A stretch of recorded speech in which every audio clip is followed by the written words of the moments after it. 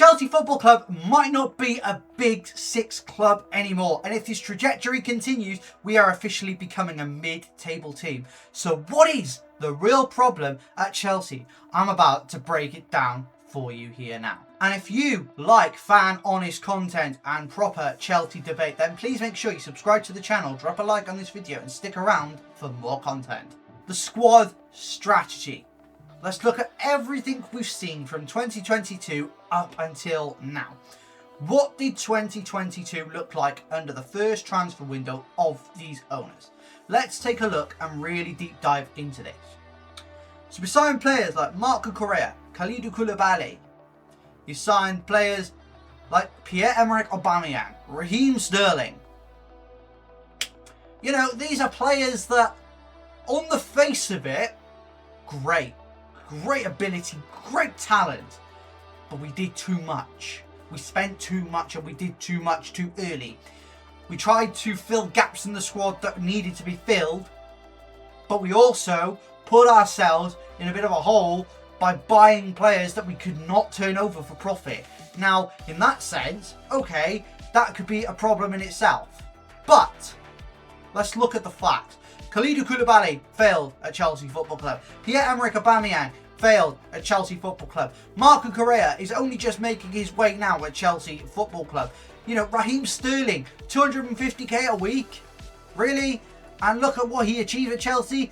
Absolutely nothing. That tells you a full story about the first transfer window under these owners. And if we move on into the next transfer window, Enzo Fernandez only just starting to prove his ability now, and there are still signs that he's not quite there. 105 million. Mykhailo Mudryk, he's on a ban. He's on a ban and we spent what, 88 million pounds on him? Yeah, it makes no sense. Noni Madueke didn't live up to the hype at Chelsea Football Club. Went off to Arsenal this season. Need I say more? Joao Felix on a loan. Came in, first game, got a red card against Fulham, but the first 20 minutes looked magnificent. What's the difference? What's the difference in these signings now that we're making to what we made maybe 2-3 years ago? I don't see a difference, but I can also say there is a difference, and I'll explain that to you now. Let's talk about the age profile of the players that we've got now. Willian Esteval, hot talent. Cole Palmer, great talent and has got a potential to really hit the roof and develop really nicely. João Pedro looks quality. Caicedo, quality. But what have we signed apart from that? Really? What have we signed?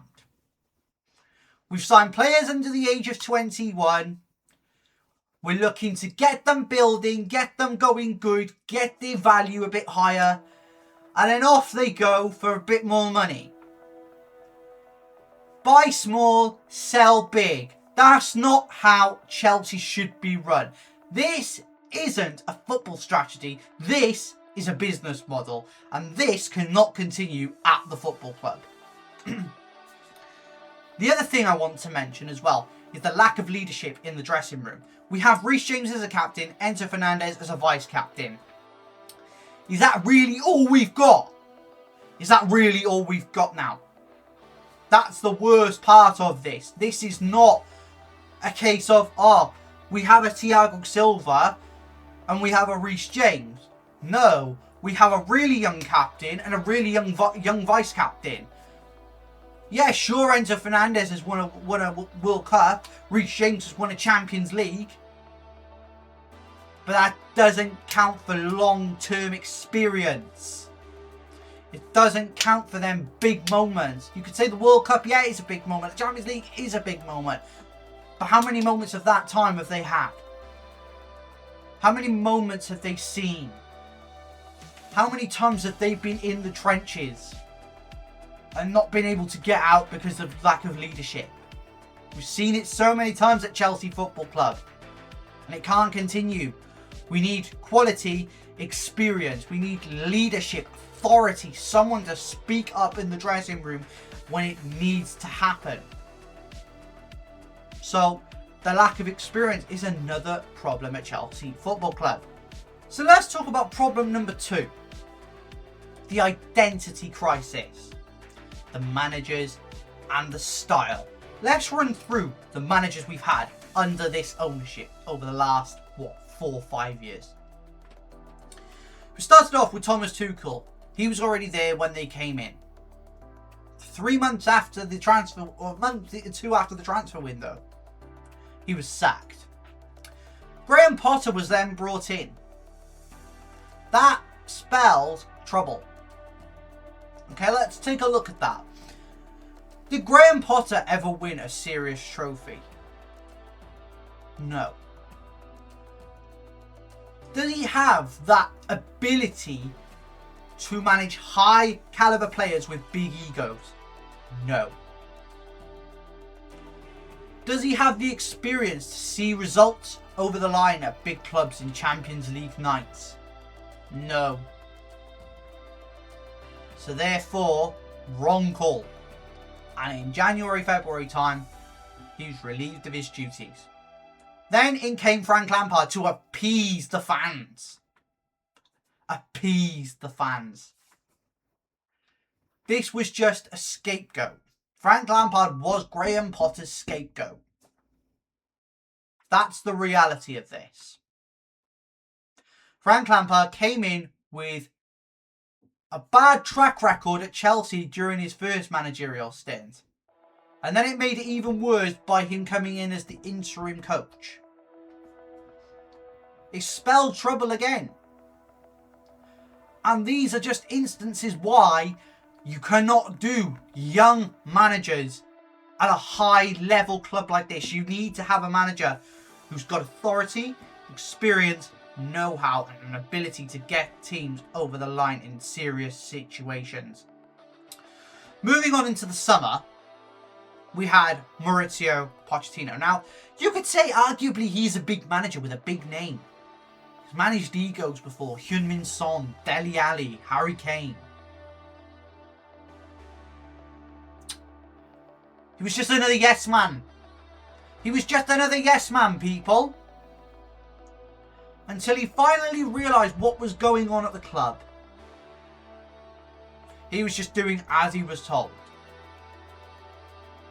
Then as soon as he really got to grips with things, towards the end of the season, he started doing things his own way. And there was an upturn in results. Now, that's the reason they fired Pochettino. Or they relieved him of his duties. Because he was doing things his way and he was no longer a yes man. So, they removed him from the situation. That's not it. That's not good enough. Then in came Enzo Maresca. A championship level manager with barely any experience, with barely any ability at the highest level, apart from working under Pep Guardiola. He came in on a 6-year contract. What good was that ever going to do? Yes, sure, his first season was wonderful. A UEFA Conference League and a Club World Cup. 2 trophies. It's the first time we've had trophies in a long time at Chelsea Football Club. But again, the lack of experience showed. The lack of mentality showed. The lack of ability showed. And eventually he was pushed out the door. And in comes Liam Rosenior. In comes Liam Rosenior. Now, let me be very clear about Liam Rosenior, because he's done well so far with what he's got and what he's been given. But how much is he going to be able to do at this club with the tools he's been given? And will he get the better tools? I don't think so. So, you might see Liam Rosenior out the door fairly quickly too. When are these owners going to realise that this is a problem in itself? Hiring and firing. Every manager that comes in is trying to implement a different idea with a squad that was not built for them. That is the problem with manager identity and interchanging of managers consistently. There's no long-term football philosophy. There's no structure. And that's the problem at the player-manager level. Now then, let's get into the third and final problem at Chelsea Football Club. Now this is one people might not like and might not agree with, but it's here in black and white for you. So let's talk about it.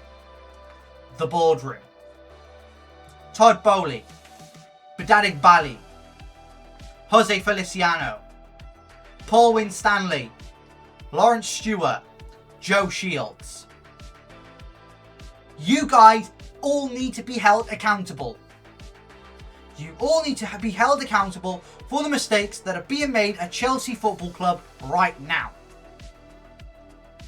Let's talk about specific things that I think are the problem.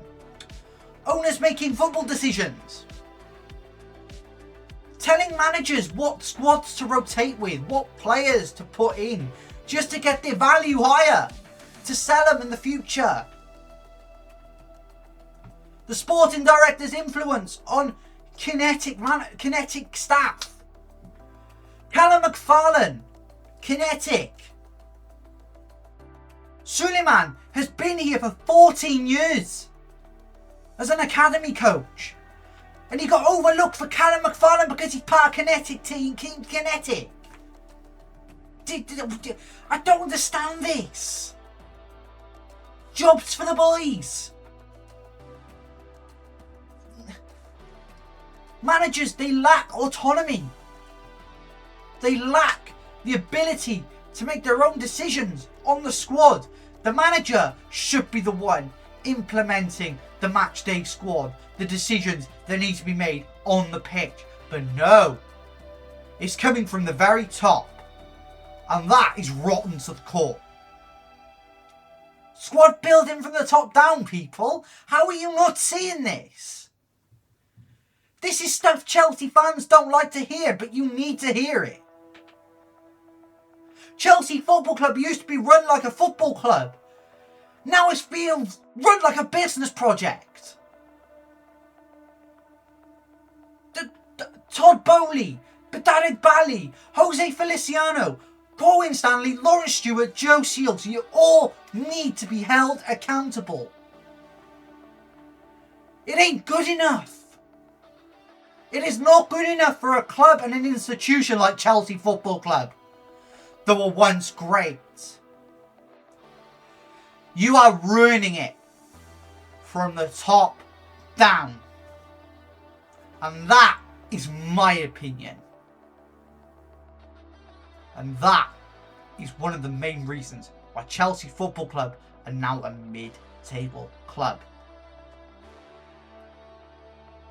So, the real problem at Chelsea isn't just the players, isn't just the manager, isn't just the owners or the boardroom.